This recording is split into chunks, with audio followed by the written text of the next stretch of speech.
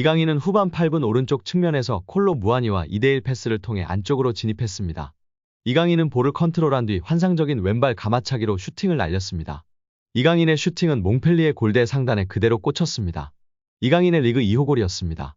이강인의 득점으로 PSG는 한결 더 편안해질 수 있는 귀중한 골이었습니다.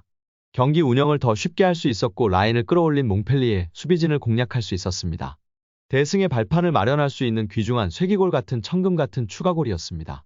결국 후반 18분 음바페의 추가골, 후반 44분 누누 멘데스의 추가 쐐기골까지 터지면서 PSG가 6대2로 대승을 완성했습니다. 이날 승리로 PSG는 17승 8무 1패 승점 59점으로 리그앙 선두 자리를 지켰습니다. 2위 브레스트를 승점 12점 차로 따돌리는 데 성공했습니다. 이강인은 리그 2호 골과 함께 네 번째 공격 포인트를 올렸습니다. 모든 대회를 통틀어 네 번째 득점입니다. 또한 아시안컵 복귀 이후 PSG에서 넣은 첫 득점입니다. 축구 통계 전문 사이트 후스코어드.com은 이강인에게 팀 내에서 양팀 통틀어 세 번째로 높은 평점인 7.7점을 부여했습니다. 이강인은 70분 동안 한 골 패스 성공률 94%, 키패스 1회, 크로스 2회, 드리블 성공률 100%, 경합 성공률 50%, 태클 2회를 기록하면서 공수 모두 좋은 활약을 펼쳤습니다. 현지 언론들도 찬사를 남겼는데요. 유로스포츠는 이강인의 득점을 향해 또 한 번의 PSG 최고의 공격이다. 이강인은 박스 밖에서 강력한 왼발 슈팅을 날렸고 골키퍼는 속수무책으로 당했다고 중계했습니다.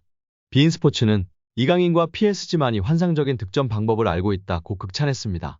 레퀴프에서는 엘리케는 이강인에게 거의 완전한 자신감을 불어넣었고 그 이유를 짐작할 수 있다. 공격 전환 시 이강인은 매우 효과적인 연계를 보여주었고 이는 그의 전환 패스로 시작된 파리의 두 번째 골로 증명되었다. 또한 그의 기술로 통제적인 장면을 만들어냈다.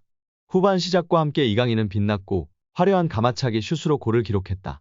공이 없었을 때는 불충분한 모습을 보이기도 했다고 극찬했습니다. 현지 해설에서도 지난 몽펠리에전에서는 대한민국 최고의 재능 이강인이 파리에서 꽃을 피웠다라고 극찬했는데요. 이번 두 번째 맞대결 원정 몽펠리에전에서는 현지 해설이 개인 역량이 크게 작용한 골입니다. 몽펠리에 킬러라며 극찬했습니다. 풋메르카토는 경기 초반 음바페의 골 장면에서 존재감이 빛났습니다.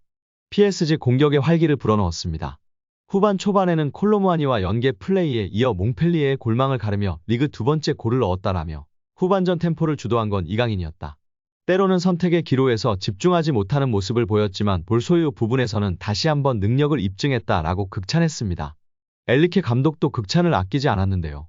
이강인의 골 직후 어퍼컷 세리머니를 했던 엘리케 감독은 경기 후 기자회견에서 이 정도 실력을 가진 선수들에게는 당연한 골이었다라고 흡족해 했습니다. 프랑스 카날 서포터스에 따르면 엘리케 감독은 이날 중거리 골을 넣은 음바페, 비티냐, 이강인 모두에게 박수를 보냈다. 그는 음바페는 박스 밖에서 골을 넣는 능력을 타고났다. 비티냐도 마찬가지고 이강인도 이런 능력에 뛰어난 소질이 있다라며 음바페, 비티냐, 이강인의 환상적인 골을 넣는 천부적인 재능을 극찬하였습니다. 오늘 골은 정말 대단했다. 선수들이 이런 방식으로 팀에 도움이 될 수 있다는 생각을 가지고 계속 노력할 수 있도록 동기를 부여해야 한다라고 앞으로의 활약을 기대했습니다. 프랑스 매체 구공미는 이강인의 몽펠리에전 활약에 대해 평점 7점을 부여했습니다.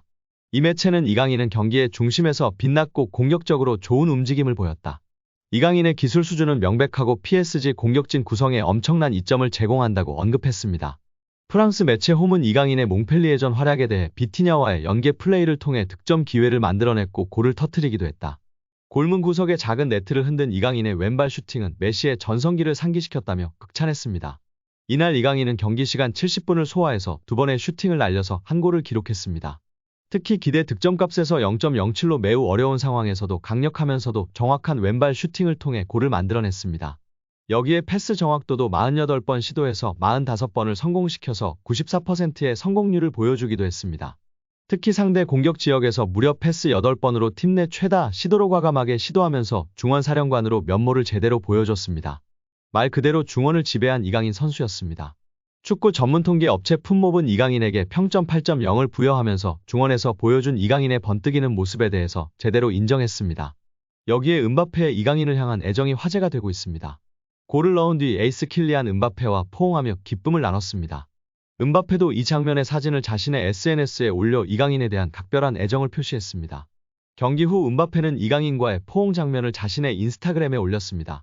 음바페는 스페인어로 아들이라고 쓰고 웃으며 키스하는 이모지와 하트를 함께 올려 이강인에 대한 각별한 애정을 드러내며 팬들의 관심과 지지를 받고 있습니다. 국내 팬들은 네이마르에 이어 음바페까지 아들이라고 하네. 이거 실화인 거야? 강인이 아빠는 네이마르, 음바페네 좋겠다. 정말 최고의 듀오인데 헤어지는 게 너무 아쉽다 등의 반응을 보였습니다. 경기 후 공식 기자회견에서 엔리케 감독은 의심할 여지 없이 멋진 저녁이었습니다.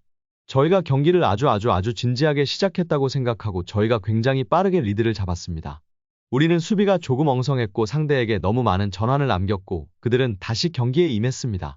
후반전에 우리는 전반전에 했던 것을 했습니다. 결국 우리가 더 나은 편이었다고 생각합니다. 리그 1위를 유지하며 더 차이를 벌린 것이 좋습니다. 훌륭해요. 완벽해요. 그게 저희가 찾고 있던 것입니다. 우리는 경기 전에 우리가 이길 수 있다면 2위와 12점 차이가 날 것이라는 것을 알고 있었습니다. 이제 얼마 남지 않았습니다. 우리는 정말 빨리 우승을 확정짓고 싶고 앞으로 남은 모든 대회에서 경쟁력을 갖추는 것에 대해 계속 생각하고 싶다며 기쁨을 표현했습니다. 여기에 최근 슈퍼러브 축구 유튜버 팀이 발렌시아 훈련장에 방문하여 이강인을 유소년 때 가르쳤던 스승을 만났는데요. 이강인을 12세, 17세, 18세 때 가르쳤던 앙글로 코치와 인터뷰한 내용이 화제가 되고 있습니다. 앙글로 코치는 이강인은 항상 우상향으로 발전을 했어요. 12세 때 이미 또래들과 다르다는 것을 제 눈에는 보였어요. 나이에 비해 기술이 좋고 상대방을 쉽게 제치는 선수였어요. 그리고 나서 발전하며 진화했고 경험을 쌓아 성장하고 더 좋은 선수가 되었어요. 발렌시아 1군 선수감이라는 것을 의심한 적이 없어요. 이 아카데미 훈련장에서의 데뷔골과 환상적인 활약을 잊을 수가 없어요. 좋은 기억으로 남아있어요. 라며 극찬했습니다. 말 그대로 이강인 선수는 천재 선수란 게 맞는 말인 것 같습니다. 오죽하면 발렌시아 팀 내에서도 항상 나이가 2살 더 많은 형들 팀에서 경기를 항상 업해서 했으니까요. 거기다가 그것도 모자라서 전체 팀에서 유럽팀에서 스카웃하려고 난리법석을 떨었을 뿐 아니라 스페인 국대에서조차 외국인 선수를 영입하려고 국적이민을 시켜려고 했겠습니까? 말 그대로 스페인 축구를 씹어먹은 선수입니다. 그런 선수가 많거나 흔할까요? 강인 선수의 천재성, 잠재성은 많은 레전드들도 인정하고 있는 상황입니다. 비등비등 선수였음 절대 외국인을 이민시키려고 안 했을 겁니다.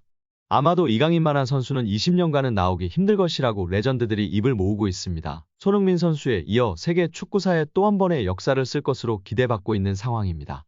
예전에 이강인이 터치플레이 채널에서 고 유상철 감독님이랑 얘기한 게 있었는데 유럽 선수들은 기본기는 엉망인데 상대가 압박이 왔을 때 어떻게 대처하는 판단 능력이 빠르다고 하는데요. 왜냐면 스페인 유수는 어릴 때 경기를 많이 뛰고 경기력 위주로 훈련한다고 합니다. 그래서 유럽 스카우터들이 한국 선수들 평가할 때 기술이 좋고 빠르고 기본기도 훌륭한데 전술이의 능력이 떨어진다고 지적하기도 했었습니다. 강인이는 이를 갖추기 위해 외국에서 축구를 해야 한다고 강인이의 부모님들께 적극 권했다고 전해지고 있습니다. 강인이 같은 아이를 본 적이 없어서 방송 후에도 UBFC에서 따로 교육했었고 결국 10살 때 스페인행이 성사되면서 헤어지게 된 것입니다. U20 월드컵 4강 김은중 감독도 우리나라 선수들이 옛날보다 기본기, 개인 능력이 훨씬 앞서고 있으나 특별하지 않은 것은 특징이 없다. 전술이해도 게임 운영 능력과 더불어 개인적 특징이 강해야 한다고 발언하기도 했습니다. 이강인 선수는 스페인에서 게임 운영 능력, 전술이해도 등이 탁월했고 탈압박과 드리블이라는 개인 능력까지 좋아 앞으로가 더욱 기대되는 상황입니다.